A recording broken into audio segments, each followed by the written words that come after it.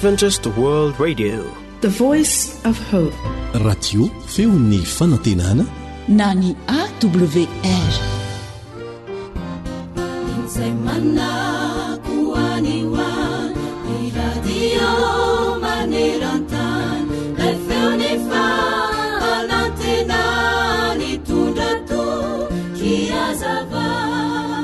Hoy William Styron hoe na dia voaingana mambolana vitsivitsy azy izay nahafantarako tia namako iray ity dia niavaka tokoa ny fisiny. Nandritra ny fotoana nahakivo tanteraka mantsy, hoy William Styron, dia nahazo fanampiana lehibe tokoa avy tamin'ity namako vaovao ity, satria isan'andro san'andro izy dia miantso ahy ary manontany hoe manahoana ianao izay? Sarobidy tamiko tokoa izany fiheverany ahy izany, hoy Styron. Tena manotrina sy mampahery ahy mihitsy izany, ary ny fandraisako izany dia nilaza tamiko hoe andeha tsara ny zavatra rehetra fa aza matahotra, hiatsara ny toe-javatra, ary tsy maintsy mihatsara hatrany ny olona tsirairay avy indray andro any. Dia nieritreritra hoy Styron fa izany fampaherezana sy fanotronana azy izany dia mahery lavitra noho ny fanafody avy tamin'ny dokotera. Nahakasika ny fony William Styron tokoa mantsy ireo teny tsotra avy tamin'ity namany vaovao ity, ary nampahery azy indrindra indrindra. Eny tokoa ry mpiaino ajaina, mety tsy ho ampozintsika mihitsy fa tsy voatery ho teny lava be milaza fahafahana akory vao ahavita mampahery olona anankiray isika, fa ny teny tsotra sy fohy maneho fitiavana, maneho fiheverana sy fanotronana azy, ary ny fampaherezana kely omena ireny olona mandalo fahakiviany ireny dia efa mety ampahery azy ka hanapahany hevitra tsy hamohy fo. Jesosy dia namela fampianarana ho antsika, ohatra velona ho antsika izy raha tonga tetỳ an-tany.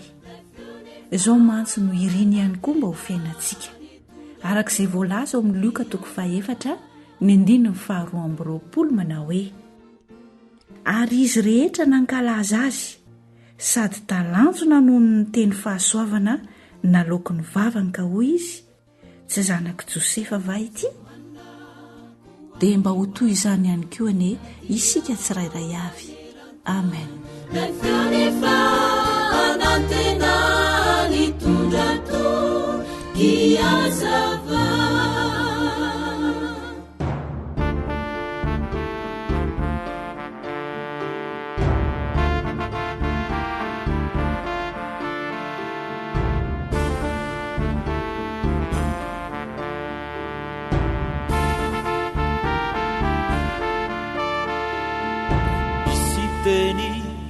Mitondra fifaliana misy koa teny mampahory samy teny nefa tsy mitovy ery. Ny endry misain'izay lazaina ny andala tsy madio fiteny tsy manaja manaraby manaratsy vidio izay teny ambaharasaino sy evero tsara fany vavaratsy de adidy ny teny sosakafo mamelombelonay Darika ny ambasadora.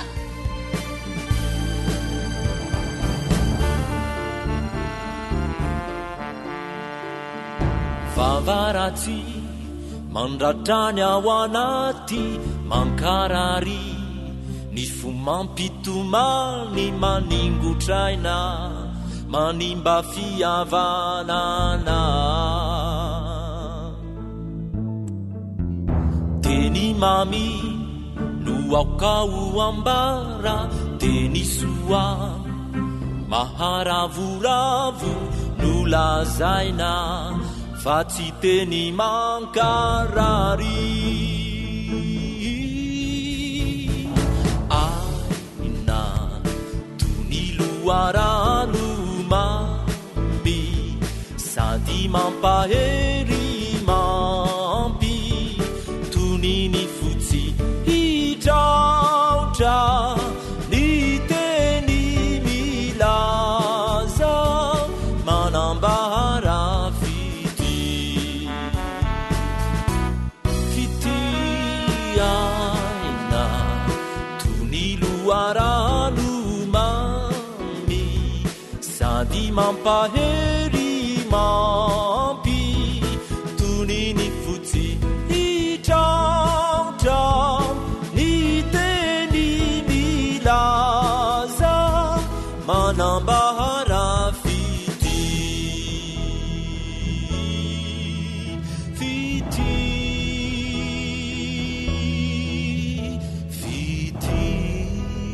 ilay feo ny fanantenana.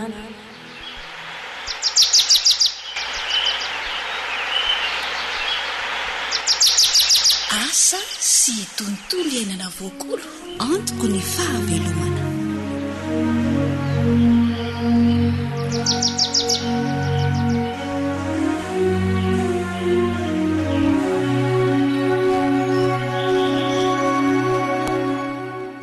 Miarahaba tompoko dia mankasitraka ny fanarahanao ny fandaharana eto amin'ny AWR. Antenaina indrindra hitondra soanao ny fanarahana izany, koa dia manasanao angoila tsofina trany.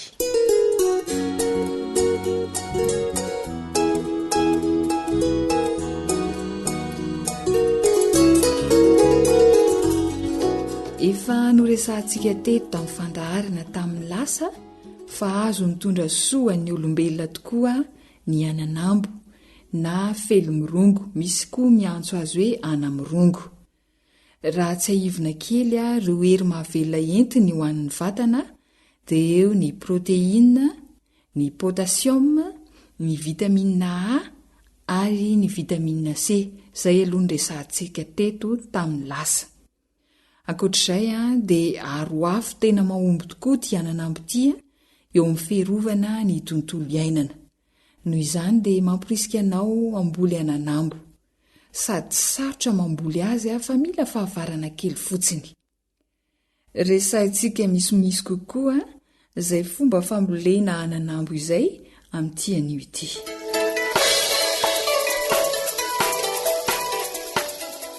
Ry mpianakavy, mambole ananambo fa sady sakafo mitondra otrikaina mahavelona izy no manampy anao amin'ny fotoatsarotra ihany koa.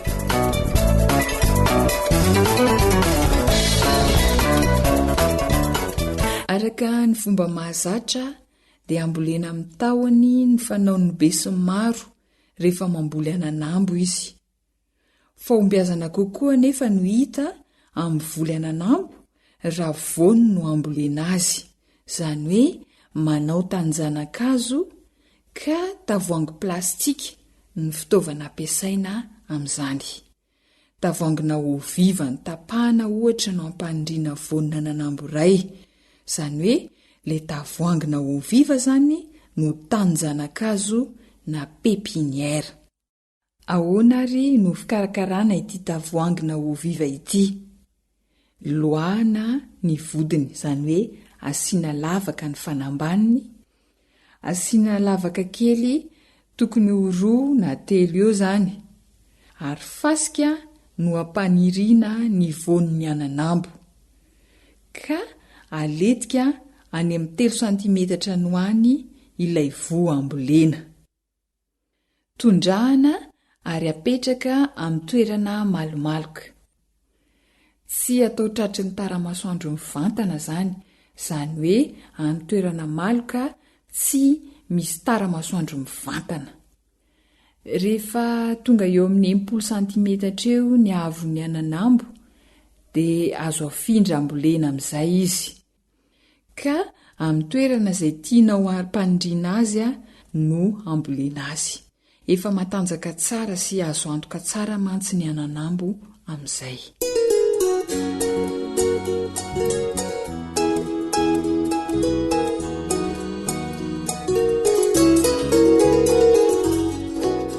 Tany fasehana, tany tsy manan-karena loatra no tiany ny ananambo. Raha te havanina voly ananambo izany ianao dia izay ny karazan-tany ampiasaina, tany fasehana tsy manan-karena. Rehefa mboly ananambo ary ianao dia tsara raha mielanelana 2 metatra sy 50 ny hazo anankiroa. Izao anefa tsy voatery hoe ananambo rery ihany no ambolena eo amin'ny toerana misy ananambo, fa azo atao tsara tokoa ny mamboly voly fihinana hafa miaraka aminy.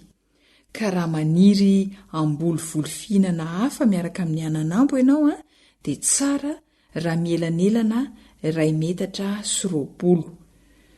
Izany hoe 2 metatra sy 20 ny elanelan'ny ananambo sy ilay zava-maniry fihinana. Averiko kely raha samy ananambo dia mielanelana 2 metatra sy 50, fa raha ananambo sy voly fihinana hafa kosa dia mielanelana 2 metatra sy 20. Ahoana indray ary ny fikarakarana ny voly ananambo? Tahaka ny voly rehetra dia mila avaina evoina ny ananambo. Rehefa manondraka azy dia rano amin'ny atonony, tsy azo atao rano miandrona satria zava-maniry tena tsy tia rano ny ananambo. Ny herinandro voalohany amin'ny fambolena azy dia indray mandeha isan'andro ihany no manondraka azy. Tsy atao rano miandrona, averina foana izay, fa rano manamando fotsiny. Amin'izay dia mety tsara ny fambolena ny ananambo. Aorian'izay indray mandeha isan'andro izay dia atao isaky ny 3 andro farafahabetsany ny fanondrahana. Raha tianao hovanina izany ny voly ananambo atao dia tsara ny manaraka ireo toromarika ireo. Hoy isika hoe tsy ny raviny ihany no ilaina amin'ny ananambo, fa ny voany indrindra ihany koa. Noho izay ilaina tapahana matetika ny tsimikazo eny adapony ratsakazo, dia mandrobona haingana ny ananambo dia mamoa haingana ihany koa. Eo amin'ny 3 volana eo dia efa mamoa ny hazo ananambo. Rehefa afaka mandray ireo tombontsoa rehetra avy amin'ny ananambo ianao, koa dia tsy sasatra izay manentana anao amboly izany hazo ananambo izany.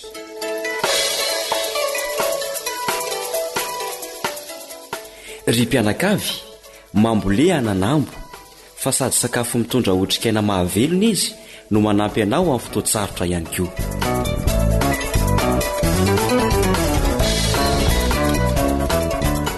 Izay ary no afatra hoy izahay hoe mahavanoana dia eo ambin-java manasatra. Ifarana eto aloha ny fiarahantsika isaorana ny fanarahana amin'ny fandaharana hatramin'ny farany. Zoanitra no nanatotosa ny fandaharana asa sy tontolo iainana teo, samy masiry lakosany teo amin'ny lafin'ny teknika, izay samy manao kopakopa-tanana ho amin'ny manaraka indray raha sitrapon'Andriamanitra. Velomandray ary. AWR Téléphone 034 06 797 62 033 07 170 70. Antokopihira Balsama Fiderana. Tsinotsino nariraiky rato tsy teo ianao, resy lahatrany saiko fitiavany anao, lairanao no nisandainao ny fiainako ety, tsy atao very mai Jesô lay fonao ty. Tsinotsino nariraiky rato tsy teo ianao, resy latra ny saiko ny aminy fitiavanao,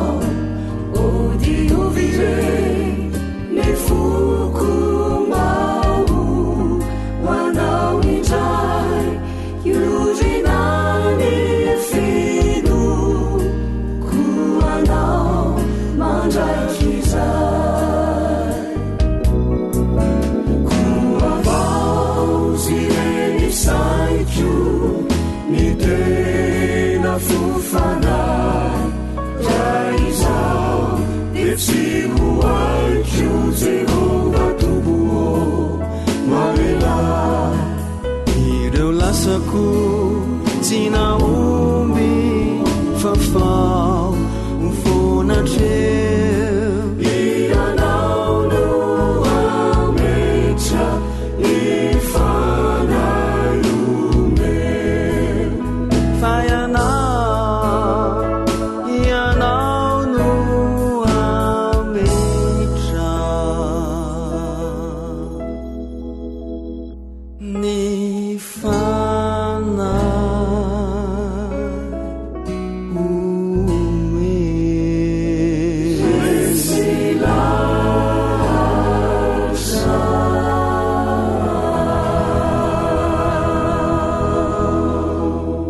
zay lay onjany fanantenana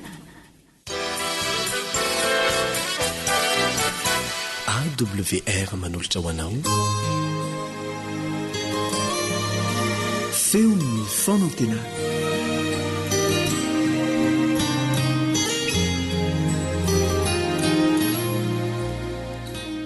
miarabanao ny namanao siajany io ary ny lohateny voalohany izay pointiko aminao an'io dia manao hoe ambony noho ny anjely anabo mandilatsy ny anjely lahy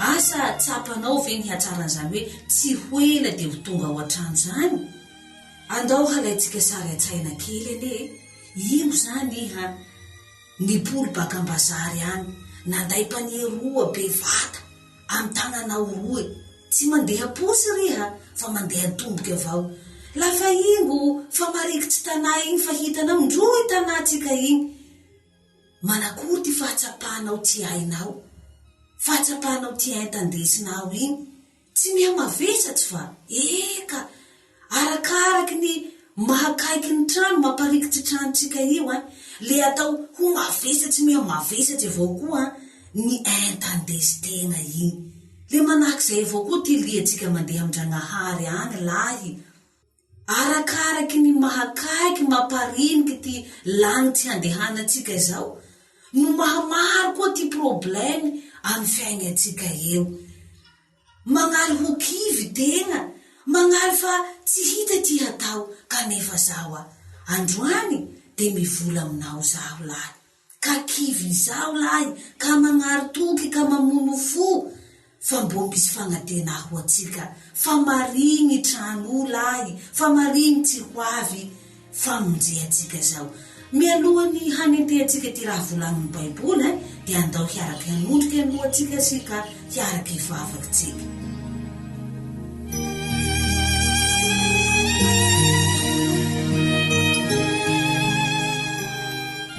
Dragnahary babanay an-danitsy any itoy zahay lahy handiniky ty safanao etoa mangataky aminao zahay omeo anay ty fanahinao masina hanampy anay amin'ny fampiboaha ty lesona agnay ny safanao ao zao ty lesona tena tianao hampitaina aminay tomonoko zany vava zany ary angatahako amin'ny anaran'i Jesosy misaotsy raha io amen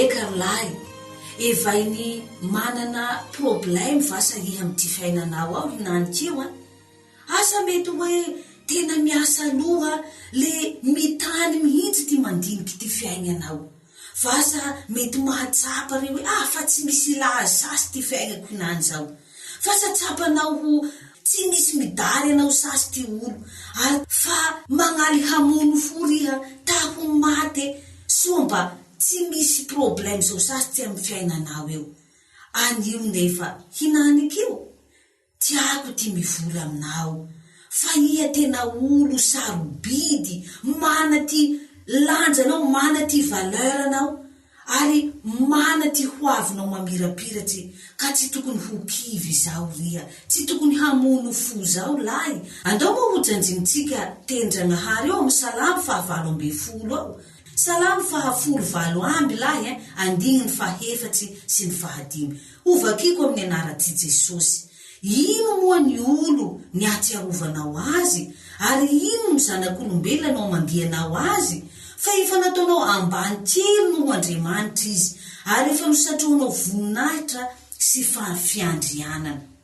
Raha dimihitsika Safandranahary zao manakory hoe ty valeur atsika par rapport amin'ny Andranahary, le ambany kely avao, tsy raha lavitry, ambany kely avao. Ary ao amin'ny bokin'ny Hebreo 1:14 laha manoratsy koa ty mpanoratsy bokin'ny Hebreo io, de volagniny mazava fa ny anjely koa aza mbo ambany tsika lahy, tsika zany mbo anaby ty anjely ireo.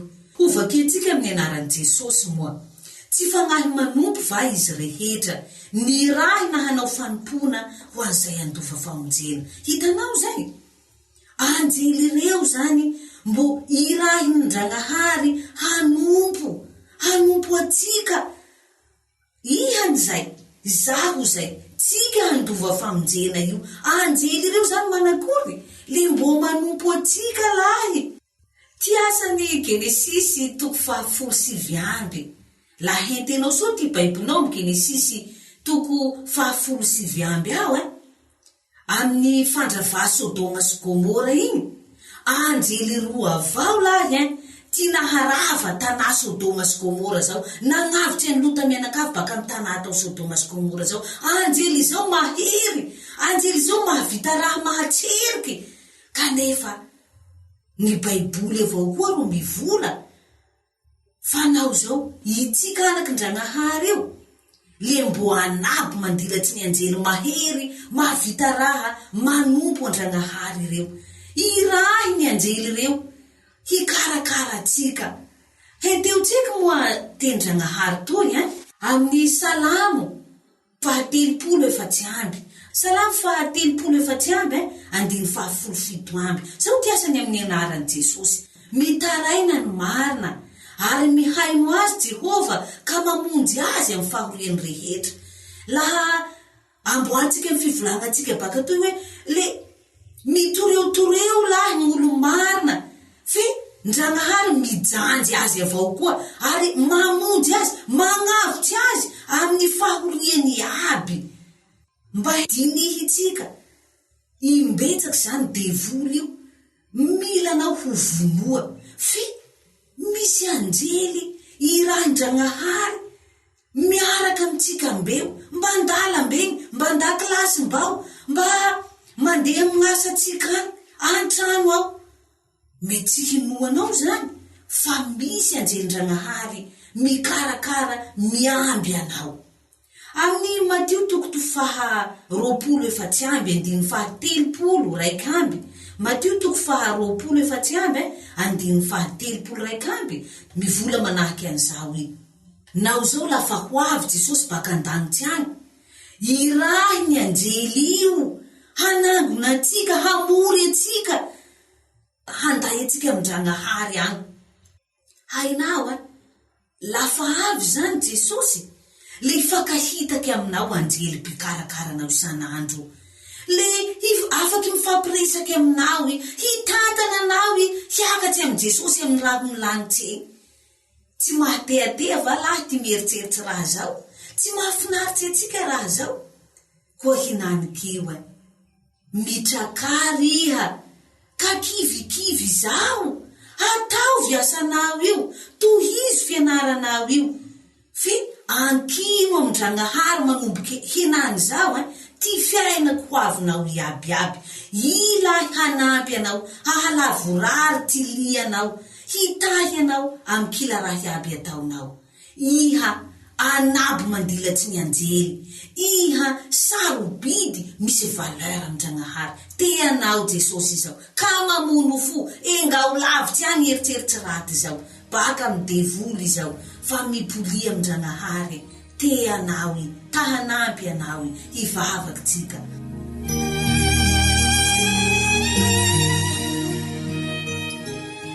Jesosy izoky tianaio, misaotra anao zahay gn'androany, fa iha nanampy anay, ahatakara anay fa zahay mana valera, ary iha koa tahikarakara anay amin'ny alalan'ny anjelinao reo. Jesosy io, apio zahay atoky anao. Tononoko zany vavaky zany, ary angatahako amin'ny anaran'i Jesosy, misaotra raha io. Amen.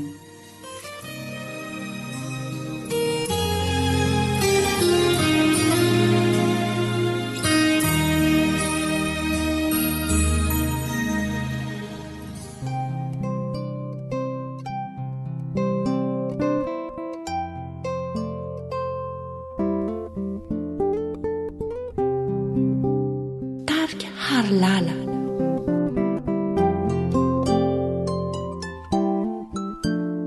J'étais là le jour où tu es né. Tes tout premiers pleurs, oui, je les entendais.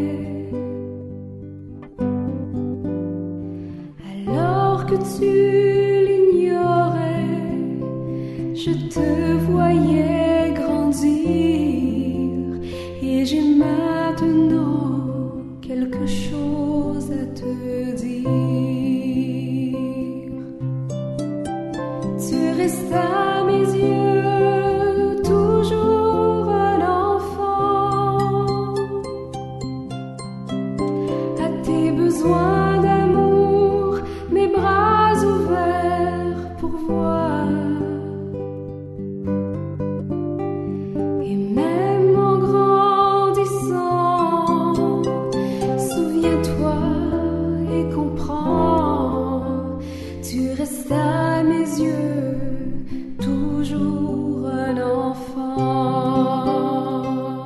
Radio AWR Ilay feo mitondra fanantenana isan'andro ho anao. J'étais là dans tes premières prières et tous tes vœux je t'entendais les faire. Quand tu venais en pleurant disant mon Père, j'ai péché, je t'ai reçu et je t'ai relevé. Tu restes à mes yeux toujours un enfant, à tes besoins d'amour, mes bras ouverts pour voir. Tu seras grand, souviens-toi et comprends. Tu restes à mes yeux toujours un enfant. Tu restes à mes yeux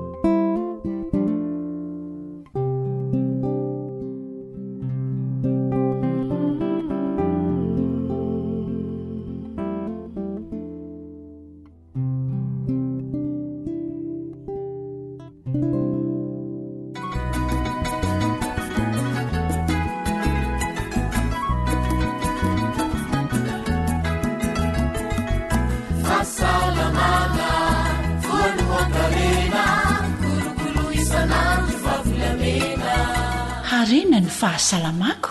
harena ny fahasalamako.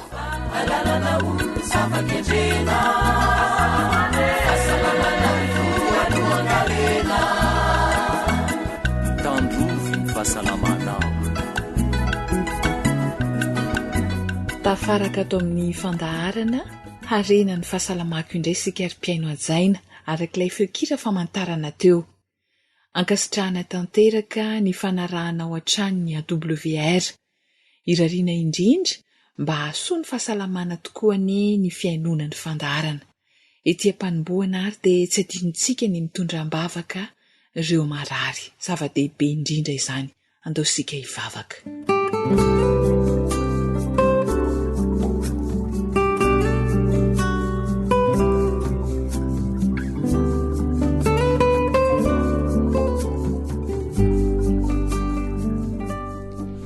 Ray masina tsara indrindra izay ny an-danitro, misaotranao izahay satria mbola afaka mitondram-bavaka manokana ireo olona manana olana ra-pahasalamana amin'ny fo. Mamelany fanelikay ary diovy izahay homendrika ny fanasitranana avy aminao. Matoky sy mino izahay fa hiaino anay ianao ary hanampy anay handray lesona tsara avy amin'izao fandaharana ra-pahasalamana izao mba hanananay ny vatana salama sy tomady. Ko ankehitriny ary dia mitalao aminao izahay mba hamahanao ny ola ny fomba marary sy hanesoranao ny oloharanona retina izay ao anatin'ireo izay manana izany tsy fahasalamany fo izany. Ampio izahay mba hay ampiatra ireo lalàna ra-pahasalamana izay omeno anay sy atoky anao. Amin'ny anaran'i Jesosy no angatahany asanonana izany vavaka izany. Amen.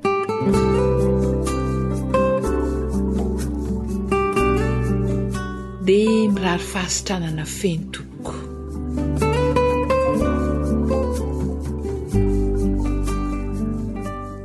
Tato anatin'ny fandaharana maromaro sika izay dia niara-ny asa tamin'ny ONG Zixoab. Inona moa ny kendren'izany tetikasa izany? Ny ahatonga ny Madagasikara ho isan'ny faritra manga na zone bleu, izany hoe hitarika ny vahoaka malagasy hanana fomba fiaina mahela velona ao anatin'ny fahasalamana. Efa maromaro ihany izay fomba fiaina natorantsika teto izay. Isan'izany ny fomba fiaina ampitomboana ny hery fiarovana, ny resaka torimaso ary koa ny fomba hiainana miaraka amin'ny siramamy mba hitondra fahasalamana fa tsy sanatria hamono antsika indray. Miaraka amintsika eto indrindra Dr Yves Ravelson izay manora ireo fomba fiaina ahela velona sady asalama. Miarahaba tompoko, tonga soa eto amin'ny studiony AWR. Manahoana tompoko? Inona indray dokotera no fomba fiaina tokony ho ataon'ny olona hahatonga azy ho ela velona ao anatin'ny fahasalamana? Androany indray tsika dia iresaka ny fampiasana vatana. Izay indray zany no resantsika androany amin'ity fandaharana ity. Ya, inona re dokotera no atao hoe fampiasam-batana? Ny fampiasam-batana dia zavatra anankiray izay tena ilana fieritreretana lalina mihitsy. Satria izao, ny vatantsika dia nataon'Andriamanitra hietsiketsika hiasa. Ka raha tsy miasa isika dia lasa vatana mora andairany aretina. Ka androany dia ho azavaiko mihitsy zany hoe ahoana ny ahatonga io vatantsika io tsy arary amin'ny alalan'ny fampiasana ny vatantsika, fa eo amin'ny aretina 70 eo zay mpahazo ny olona eto an-tany dia saika voasakana daholy raha ohatra ka manao fampiasam-batana ny olona anankiray. Tena ilaina tokoa zany le fampiasam-batana dokotera. Dia hono ny olona rehetra ve afaka manao an'le fampiasam-batana na ny aktivité fizika? Ya, tsy misy olona zay tsy tafiditra ao anatiny eo. Fa ny rehetra dia tafiditra amin'izay fampiasam-batana. Eny fa na dia ireo marary paralysé, zany hoe tsy afa-mihetsika. Inona ny ataon'ny dokotera, inona ny ataonay any amin'ny mpitsabo, alaina ny tanany de ny infirmier no manetsiketsika niny vatan'iny io misy marary anankiray dia ampianarina mandeha izy aorinany fandidinana atao azy io moa zany atao hoe marsha ozy izy zahay eny amin'ny premier levé zay moa filazanay azy any amin'ny hôpitaly ka ny rehetra io na marary na salama zany a dia tsy maintsy mampiasa vatana raha te hiala amin'ny aretina io zany dia fiziolojia zany hoe fihetsiky ny fiainatsika firindrany fiainatsika zany hoe natao irindra miaraka amin'ny fampiasana ny vatana zany a ny fahasalamana ia eny tompoko de misy karazany firy re dokotera ny activité fizika na fampiasam-batana ia zay fantaniana zay a dia ngeza be mihitsy satria be de be ny olona tsy mahalala hoe mampiasa vatana de anao sport de le sport miazakazaka ry de efa sepotra be etc ilainy zany fa androany isika dia andeha ampiseho anareo ako hoe ahoana ilay fampiasana vatana ary izy io tokony andeha tsy kelikely zany hoe tsy androany ianao de tonga de ibata fonjam-by 1 kilao de aratra ianao ary mety tsy ny aty velany ihany fa ny any anatinao mety aratra mety misy muscle tapaka misy déchirure sy ny sisa ka misy fomba anaovana an'izy io ka le fantaninao zay no raisiko hoe misy karazany firy misy karazany 3 ny activité physique na le ataontsika hoe fampiasana vatana ny anankiray voalohany moa zany le amin'ny teny frantsay moa ny anaovako azy hoe activité physique obligatoire tsy maintsy atao zany hoe fampiasam-batana tsy maintsy atao iborosy nify ianao zany de tsy maintsy mampiasa tanana miresaka ianao a de tsy maintsy mampiasa vava miasa ny lela misy muscle be de be miasa miaina ianao a dia muscle be de be ny miasa mandeha antsakarano ianao a dia mampiasa vatana mandeha manary fako ianao a mampiasa vatana mahandro sakafo ao an-dakozia ianao a de mampiasa vatana manasa lamba ianao a mampiasa vatana ireny rehetra ireny zany a ilay sokajy voalohany lay atao hoe fampiasam-batana tsy maintsy atao ary efa iainatsika isan'andro manahoana dokotera mifatra raha atao hoe azo lanjaina zany izy ity mety efa ho ampy amin'ny fampiasam-batana ilain'ny olona ve ny manao ity fampiasam-batana tsy maintsy atao ity na exercice physique obligatoire io fampiasam-batana na ataontsika hoe exercice physique obligatoire io anefa io a dia ampahany kely amin'ilay fampiasam-batana ampahany kely izy io be de be ny vehivavy miteny an'izany hoe zany efa miasa be efa manasa lamba ako mivezivezy ao an-dakozia ao mandeha miantsena miakatra midina manolo zaza sy ny sisa sy ny sisa manao an'izany ianao efa tsara fa tsy ampy zany raha ohatra hoe fahasalamana no tanjona de eo a miditra le atao hoe sokajy faharoa indray zany a de le atao hoe activité physique de loisir le teny hoe loisir zany a misy zavatra kendrena ao misy fafinaretana ao zany hoe lay activité physique le fampiasam-batana hitondra fafinaretana ao anao ary le fafinaretana moa zany mitondra le fahasalamana io zany a sokajy faharoa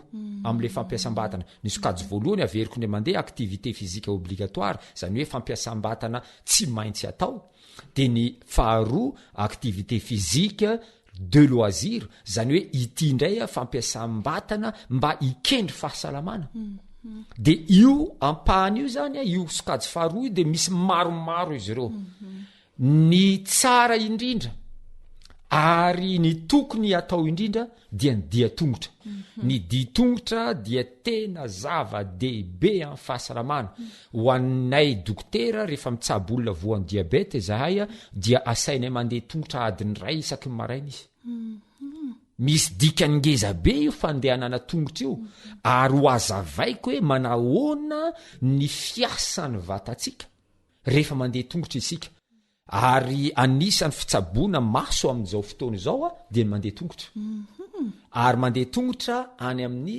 toerana avoana de tsy mijery zavatra akaiky fa mijery zavatra lavitra sady mandeha tongotra no mijery zavatra lavitra zany hoe havoana na tenimbohatra lavitra be ary nijerenao hoe misy omby ary lavitra be ary de anyny anao mijery sady mandeha tongotra ihany anisan'ny fitsaboana maso vaovao zany zavatra resahako zany ka ny ao anatin'ity activité physique sokajy faharoa ity zany a activité physique de loisir dia ny tsara indrindra de ny fandehana tongotra de mitovitovy amin'io fandehanana tongotra io koa ny bisikleta de mitovitovy amin'io ny natation ny milomano zany de ho an'ireo olona zay tsy afaka mihetsika de miezaka manangona ny heriny rehetrarehetra izy mba ahafahany manetsika ny tanany ahafahany manetsika ny tongony anaty sokajy faharoa daholo zany na ny respiration profonde rehefa isaky maraina isika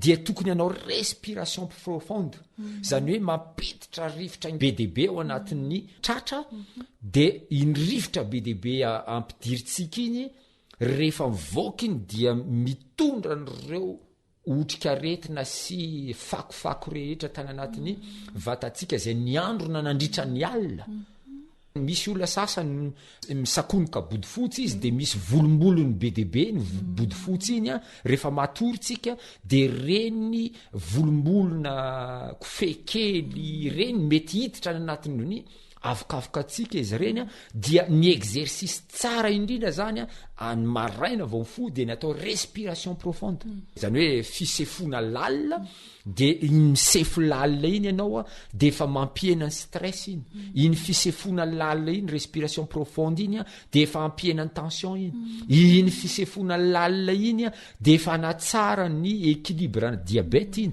be deabe zany lay exercice physique de anatin'izay zany le atao hoe exercice physique de loisir satria tsika moa miresaka hoe velona zato taona mahery salama tsara fa ity de secret-ngeza be ho teneniko anareo raha tena no velona zato taona ny exercice physique zany hoe fampiasam-batana tsara indrindra dia ny manao ny atao souplesse manao ny atao souplesse inona mety mahatonga an'izay dokotera azonao azavaina bebe koa ampiainy ve raha ho fitinana kely izy a ny fiainan'ny olombelona manomboka eo fahaterahany ka hatramin'ny fahafatesany ataontsika hoe zazakely ka hatramin'ny fahanterana jerevony zazakely souple mihitsy izy ary ndraindray miforotra efatra mihitsy izy eo patoriana fa ny olona anankiray 80 taona ave afaka anao an'io zavatra ataon'io zazakely io fampiasana vatana ataony io arakaraka mahalehibe ny olona mitombo ny taona dia lasa tsy souple ny olona lasa na miondrika maka zavatra aza sahirana mienjana be ny vatana ka ny fampiasana vatana mba ho souple mba hitsotra daholo zany ny nofo ny muscle rehetra amin'ny vatana de io zany tena tsara mihitsy de ataovy io a fa reny zany le atao hoe exercice physique de loisir rehefa misentraîner anao ohatra hoe manao fanazarana anao isan'andro ataontsika hoe 20 minitra anao mitravailler gymnastique de souplesse fotsiny ny atao a de fa zava-dehibe zany ary mandray anjara betsaka mihitsy a amin'ny fitaizana ny fahasalamana mba tsy arary reo olona voan'ny sery matetika dia anisany tsara ho azy mihitsy ny manao fanatanjahantena mba ho souple mety tenitsika hoe inona koa ny idiran'ny souplesse ary amin'ny sery fa tena mifandray akaiky ireo satria rehefa souple isika de mitsotra ilay nofo afaka mihetsika tsara le nofo le muscle rehetrarehetra zany de afaka miady am'ireo inflammation reo bibikely manakodiany reny manosika any reny ivoaka fa zay zavatra zay a dia ilana fahazarana tsy hoe androany ianao nanao exercisena souplesse de androany ianao de afaka ny sery fa efa fiainanao le izy a dia ho afaka ny sery ho fiainanao le manao exercice physique de hidina ny tension efa fiainanao le manao exercice physique dia ho tsara ny équilibre ny siramamy zany hoe tsy hovoan'ny diabeta tsony ianao rehefa aveo zany rehetrarehetra zany tsy hoe androany ianao nanao exercice physique de androany de ho afaka ny diabeta tsy ohatran'izay zany le izy fa zay le atao hoe fomba fiainana moa zany resantsika eto dia iainanao isan'andro ireo zany ny sokajy roa voalohany a averiko ny mandeha ny activité physique obligatoire zany hoe ny fampiasam-batana tsy maintsy atao ny faharoa sokajy faharoa dia ny activité physique de loisir zany hoe fampiasam-batana mba hatonga fikendrena fahasalamana zava-dehibe indrindra zay ndresahany dokotera zay tsy maintsy mbola hotoizantsika manaraka ity resaka fampiasam-batana ity kanefa melohany amaranantsika nyresadresaka androany satria hoe dokotera teo hoe misy sokajy 3 ny fampiasam-batana 2 zay no efa niresahana teto amaranantsika azy ary inona le sokajy fahatelo dokotera ny sokajy fahatelo dia ny activité physique sportive zany hoe raha vao miresaka atsika ny atao hoe sport de misy fifaninanana zay ary rehefa misy ny fifaninanana dia tsy misy teo resy ary ao anatin'izay fifaninanana zay misy toetsaina anankiray mipetraka le atao hoe stress zany hoe rehefa mifaninana ianao a de misy stress ao so de zany ny farany eto iazakazaka de misy olona folo ny azakazaka de ianao mifahafolo rehefa manao sport zany ny olona de lasa miditra ao anatin'ny fifaninanana ka rehefa zay fifaninanana zay mipetraka de miditra moramora ny raritsainana ny atao hoe stress ka ny sport ny activité physique sportive zany a dia tsy de tsara loatra amin'ny fahasalamana mety maro ny olona handatanteraka zany zavatra resako zany misy olona natao hanao sport reny olona tena fa manao sport de haut niveau reny a izy reny a dia misy fitaizam-pahasalamana manokana ataony ka hafa mihitsy ny anazy reny fa ny antsika eto a ny tanjona kendrena dia ny feno 100 taona mahery ary salama tsara ka tsy le ibata fonjam-by ianao ve 70 taona ibata fonjam-by 100 kilao hoe mba te ho salama non tsy zay ny ilaina mety rovotra ny muscle de lasa rary fahavizanana be loatra mety atonga aretina ndray a de zay mantonga atsika hoe ny sport zany a tsy ny rehetra ny tokony ianao azy raha ohatra ianao fa manana problème na stress be de mbola anao sport a tsy tsara zay zavatra fa ny activité physique de loisir sy ny activité physique obligatoire de fa ampy anaovanao a an'izay activité physique zay mba hatonga ny fahasalamana eo aminao mankasitraka indrindra tompoko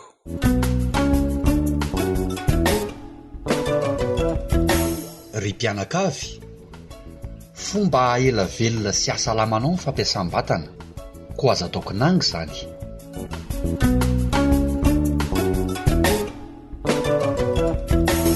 iny antenaina fa nahafantatra zavatra betsaka isika mahakasika amin'ny fampiasam-batana ilaina izy ahasoa ny fahasalaman'ny tsirairay anjaranao ny mandray an-tanana ny fahasalamanao isaorana indrindra dokotera Ivra Velson nanoro izay mahasoa antsika malagasy isaorana trany ihany koa ianao manjoy ny AWR zoanitra siry ilano ny farimbona na totosa ny fandaharana renan'ny fahasalamako ny teny voasoratra ao amin'ny Kolosiana 3:7 natolotra anao ifanaovana mandrapitafa manao hoe ary na inona ataonareo na amin'ny teny na amin'ny asa dia ataovy amin'ny anaran'i Jesosy Tompo izany rehetra izany ka misaoran'Andriamanitra ray amin'ny alalany mandrapitafa tompoko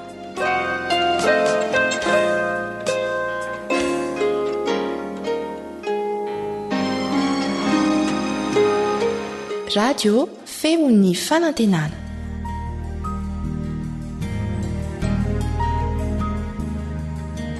faniteninao no fahamarinana. taridalana manokana fianarana baiboly avoaka ny fiangonana advantista maneran-tany. iarahanao amin'ny radio feo ny fanantenana.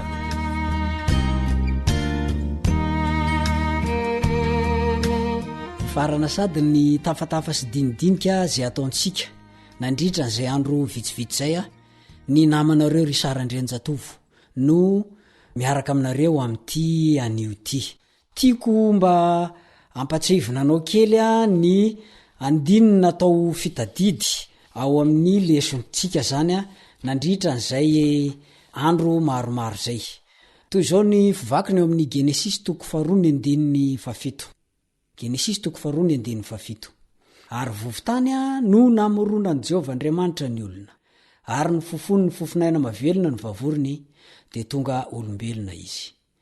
Genesis toko 2:7 no misy an'izay. Hitantsika tao fa namorona zavaboary tonga lafatra Andriamanitra.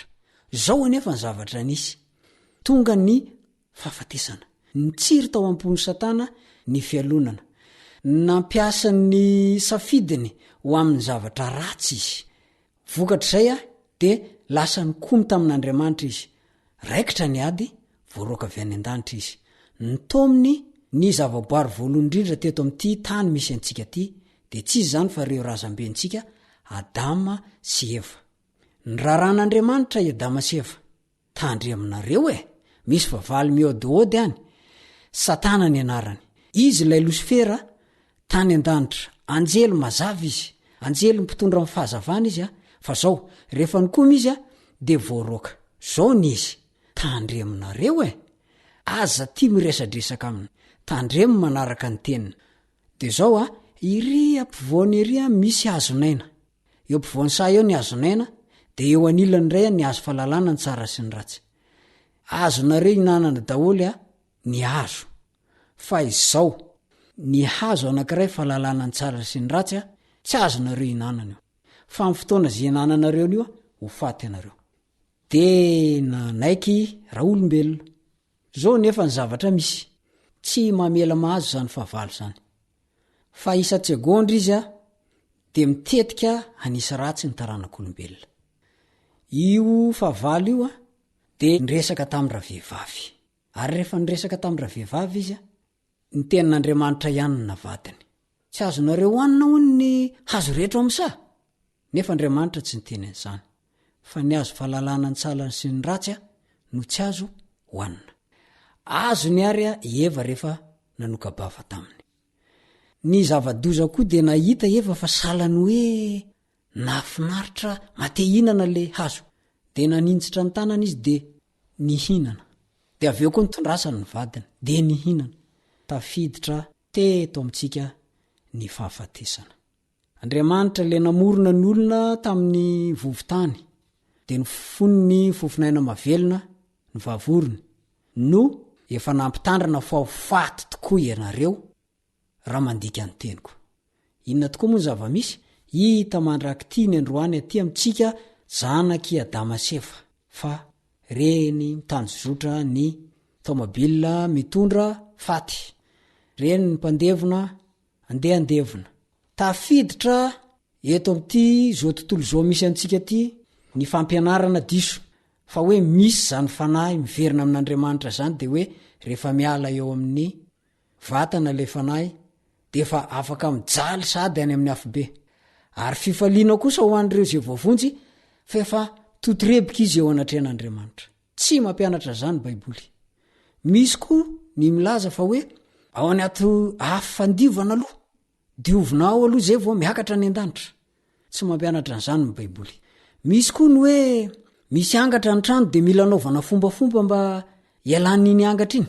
Tsy mampianatra an'izany ny baiboly. Rehefa maty ny olona de maty. Tsy malala na inona izy. Ary ny lesona farany jenerantsika teto de tsotra. Mitovy ihany ny fodiamandry ny olona tsara fanahy sy ny ratsy fanahy. Ny mpitondra sy ny entana. Ny mpanjaka sy ny vahoaka. Ny olona sy ny biby. Miala mifofinaina de miverina ho vovoka izy. Tsy misy mbola makany an-danitra. tsy misy mbola makany amin'ny afobe zany afobe zany mbola tsy misy am'izao fotoan'zao tadidio fa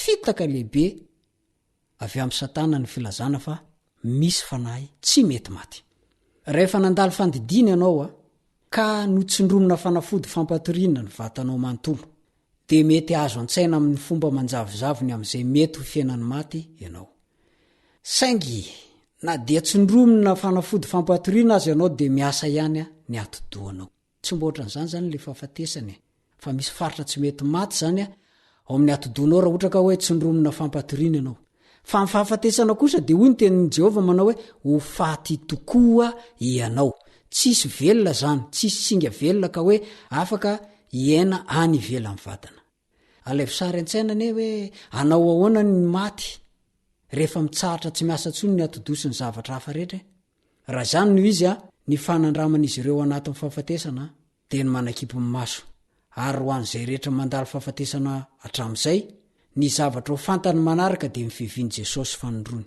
na 500 taona izy tao na 9 taona izy tao na ohatra hoe mbola vo hofakomaly izy de iny Jesosy fa tonga de mitovy foana ny zavatra tsapan'izy ireo tony tsy nisy ireo alavira mpotona elanela mpotona ireo mandra-patonga zany fotoana zany a de mitsahatra ny maty rehetra tsy misy makany an-danitra tsy mbola any amin'ny elo tsy any amin'ny azo fandivana na ny marina na ny ratsy fanahy ary vetivety foana dia salany hoe 2 segondra izy nkipy de iny izy fampoitra sokatra ny masony ho any sasany amintsika zay mbola velona de tao maharitra ela tokoa nafatesany havantsika fa aminy a vetivety zany toy ny ray mpimasona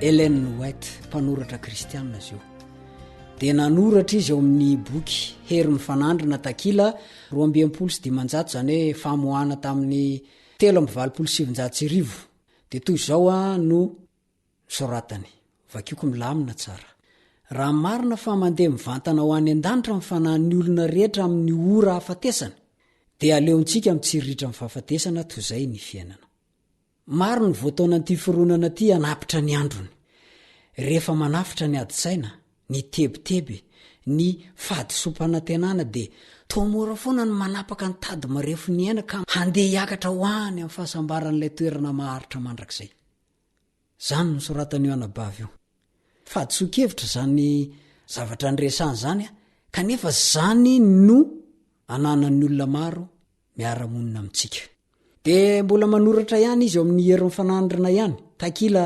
270 navoaka tamin'ny taona 327 tsy misy ahitana teny mihitsy ao amin'ny soratra masina fa amin'ny fahafatesana ao andraisan'ny tsara fanahy ny valisoany na ny ratsy fanahy ny famaizana tsy namela fanomezana tokotoy zany ny patriarika sy ny mpaminany tsy nanao teny raim-bavakoriny amin'izany ny Kristy sy ny apôstôliny ny baiboly de mampianatra mazava fa tsy mandeha avy hatrany any an-danitra ny maty aseho fa matory izy mandra-pahatonga ny fitsanganana ny maty raha tahaka ataloha ianao ka nino fa misy ny fanahy tsy mety maty a diso zany tsy mampianatra n'izany ny baiboly ny fanantenana kristianina de ny fiverenan'i Jesosy eny amin'ny raha ho any lanitra andao ino an' Jesosy mba ho velona mandrakizay ianao rehefa hiverina eny amin'ny raha ho any lanitra izy ary rehefa ho avy eny amin'ny raha ho any lanitra izy de ampandovanao ny fiainana mandrakizay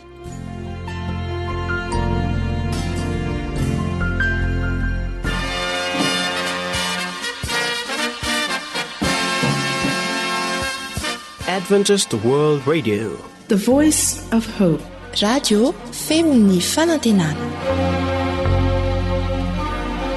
Ny farana treto ny fanarahanao ny fandaharan'ny radio feo fanantenana na ny AWR amin'ny teny malagasy azonao ataony mamerina miaino sy maka mahimaimpona ny fandaharana vokarinay amin'ny teny pirenena mihoatriny 100 amin'ny fotoana rehetra raisoaryn'ny adresy ahafahanao manao izany awr.org na feo fanantenana.org